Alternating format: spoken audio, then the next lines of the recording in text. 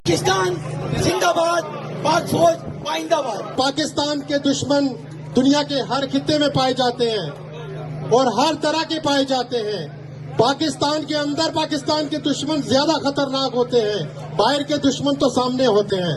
ہر ادارہ پورے ملک کے لیے اہم ہوتا ہے۔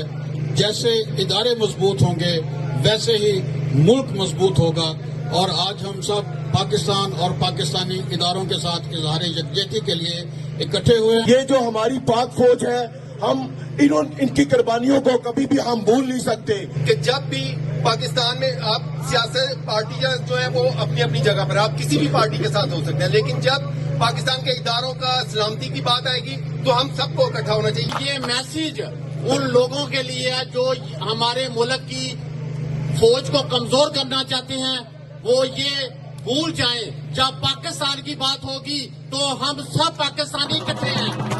پاکستان زندہ باد۔